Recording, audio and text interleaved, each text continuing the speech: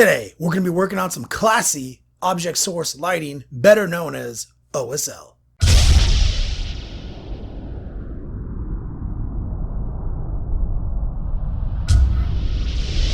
Yo dog, Kenny Boucher here, Next Level Painting, hitting you up on the literal best of all days. On this glorious Friday morning in the Beats Lab in Hollywood, California, I'm going to be hitting you up with another painting tutorial. Today, object source lighting, or OSL. We've done some basic OSL in the past, but now we're working on this Levenith tree lord people, the tree persons as I like to be called.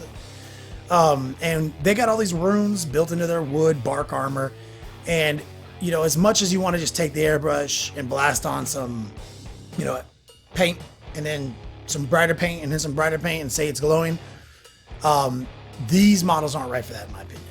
There's too much detail work, and I'm going to show you a different way to use the paintbrush in conjunction with the airbrush in an interesting order to make that OSL look real classy and real smooth. If you guys feel like you're missing out on some of the tutorial fun, you're definitely going to want to check out twitch.tv. Next_level_painting. We're on Twitch. We stream twice a week, Tuesday and Friday. We do Tuesday giveaways. We do monthly swag crates and gift bags. These are all really fun prizes that pretty much anyone can earn. We also do a monthly raffle for one-on-one painting class via web service of your choice. Definitely going to want to check that out. Let me do a quick roll call for my patrons. 50 Foot Fox, Hub PFE, Aaron Weber, and Chris McMiles. Thank you guys. I can't do it without you. Patreon is my personal crowdfunding page. It's how I keep the lights on and offer you guys a few exclusive rewards and early access to 7 videos a week right now. Definitely check that out. And obviously don't forget the longword.net is the home of the battle reports and the fastest growing library and video content related to gaming, wargaming, all that dope shit. Anyway, guys, let's do this.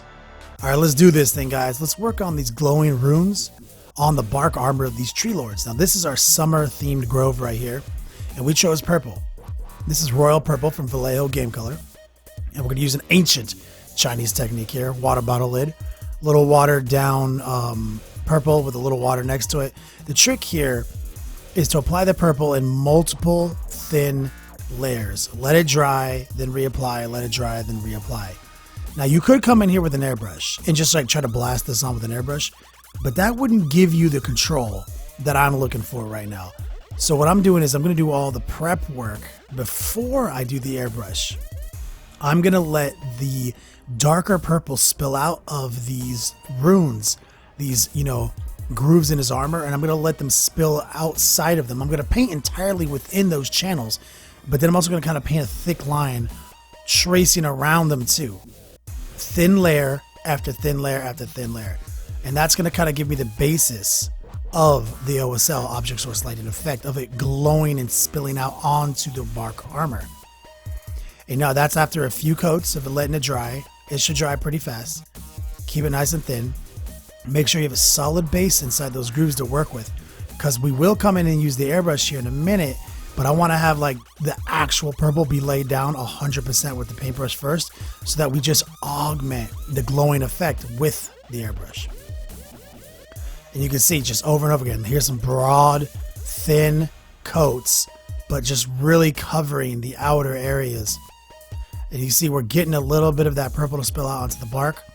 You want to be patient. This type of effect absolutely takes patience, because the paint is so thin and you have to do so many coats to really get it to look right. You don't really want to come in there and try to wet blend it, because then it'll be too thick, and then if you try to use the airbrush to combo off of it, the subtlety and the softness of the airbrush won't look right with all the thick ass paint, especially since everything we're doing on this guy is very subtle. You know, one more coat right here, just another real thin application, and you can see we are getting a little bit of a glow effect to spill out now. Now it's finally about time to start. So here he is. You can see how all that purple just is spilling out. It's giving us a little bit of a glow effect right now. This is all with a paintbrush. But now we're going to augment. We're going to play off of this. So we're going to pull out the old airbrush, a little flow improver, pour it in the pot, and we're just going to use the excess purple that we were already using here. We had it in our ancient Chinese bottle cap lid, and we're just going to dump it in there. And so it's super thin. we want this paint to be incredibly thin because we want to just so subtly just augment what we've done. Stir it up with a trusty paintbrush. Throw a couple drops of water in there if you think you need it. But it was already pretty well thinned inside that water bottle lid. And so now just the most subtle application. This is like 99% air, 1% paint. And we're just slowly and very patiently building up a nice little fuzz glow of this purple around the center point of the runes. It's very easy. Like I said, if you had started this off with the airbrush and then try to come back in and cut all the purple in, it doesn't combo the same. I'm just trying to augment, use the airbrush as a tool. Now let's go back to the paintbrush, pull out our magenta, mix it in with our purple, and now take a look at that purple on there. It's that royal purple is very fuzzy, fuzzed out, and now this is where we're going to start brightening up, creating that true glowing effect from the object source. So now we have a little bit lighter color here because we mixed some magenta in, and we're going to go through and basically just very carefully and very thin, same deal, super thin applications of paint here. We're just going to go in thin layer after layer, let them dry in between with this new color. And the cool thing about paint is basically translucent, you know, so if you just keep adding thin coats, it will start intensifying, especially if you start adding bright colors to it or dark colors. It'll do it in either order. So right now we're establishing the first transition from the dark purple to the brighter purple, because that's kind of how I work with object source lighting. I lay down kind of the darkest cast of the light, and then I work my way back into where the light is coming from and get brighter and brighter and more intense.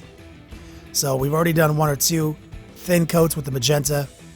I'm trying to create as natural of a transition as possible, and I want the swirly areas to be more bright than the long flat areas of this design. I want it to be like it's, you know, coruscating and it's living light, but I want it to be definitely brighter toward the swirly sections. So yet again, another thin coat, let it dry, come back in, do another thin coat, let it dry, and you can see it's just so slightly different. It's not a big difference, but that's because it's just my mid-tone. Now we're going to come in and we're going to basically mix a little of this pink in with the mix we already made with the magenta there. So we have now we have a brighter color. And now we're going to start reinforcing and blending with another thin application of this new mix from the swirly pattern into the long flat of the pattern here. I don't know what that design is called. Probably a paisley. I'm not a pattern scientist. So you can see it's already looking super interesting with just this one stroke of adding a little bit of pink to the mix. And you can see, look at that. It's obviously glowing now. Like, now we're getting a nice cool swirl. It's definitely like it's glowing from underneath his armor and over his armor. It is a very sharp look. I really love doing this. It's a very classy effect. Now, I do, like I said, sometimes I pull out the airbrush and I just want to go crazy with the OSL effects, but I'm looking for the tightest, cleanest, most classy look on these tree lords for their runes. They're not big spotlights. I feel like it's just natural, like forest energy or some shit. I'm not a forest scientist. Now we're going to pull out some white, and we're going to get it real thin, and we're going to grab a little bit of our pink still, and we're going to try to put that exclamation point on the effect by really focusing in on the points and the extreme angles of the swirly. And, you know, this will be one or two thin applications of the white, letting it naturally blend into the pink areas and really give us that effect we're trying to get, driving it home. It is just intense.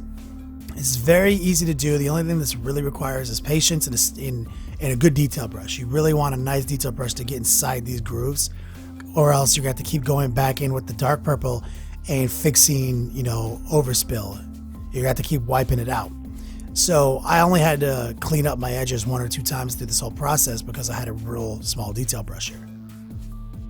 And now we're just working the thin layer of white back and forth as it dries. Another thin application, and slowly intensifying that white. And you can see here, we even have the camera light turned pretty low here to show you just how bright this actually is, every element of this model. And this is a hard little turn right here. This other little swirl on the right side of his chest over here that we're working on, that is a tough angle to get into. and really make it bright. And then it's kind of a short run there, so it's hard to blend it and get that natural transition. So it does give me a little bit of a problem here. I have to go back and forth, kind of rapid fire with a little bit thicker paint here instead of like the super thin down slow-mo paint that we've been doing. Just had to knock it out because it was just giving me some trouble. Which is good if you got multiple skills, like if you can wet blend, if you can layer paint, if you can do all these things, you can, bring them all to bear on one single model like we're doing here. We even use the airbrush. I mean, all the skin on this tree lord, that's all paintbrush. All the bark was airbrushed, then washed, then airbrushed, then edge highlighted. Like we literally use every tool in our toolbox to create these effects, these amazing effects on these models. Now it looks like we finally got that swirl done. It's looking like exactly how I envisioned it with these dark purples. I have to take my hat off to my good friend Adam Stein, who collaborated with me big time on the color palette on this army. He's the one who convinced me to go with the purple here. He was right. I love it. Love the bright colors. I love creating contrast through bright colors. The only not bright color here is the wood, but we found a way to blend greens into it. So now the purple, and here's an example of having to reblend that purple. Like I just wasn't happy with that white tip.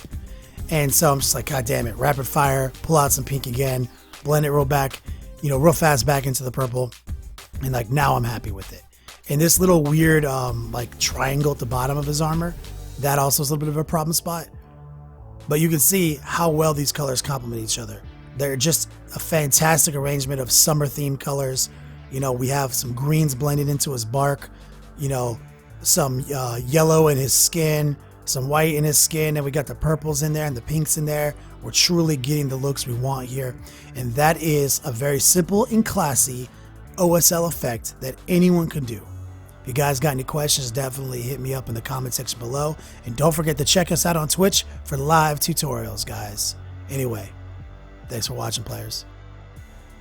If you like these tutorials, check out Next Level Painting on Patreon. Become a patron of the arts today. We offer early and exclusive access to our videos and a rewards program for different pledge levels. Patreon is PayPal and credit card secure, so you don't have to worry about that.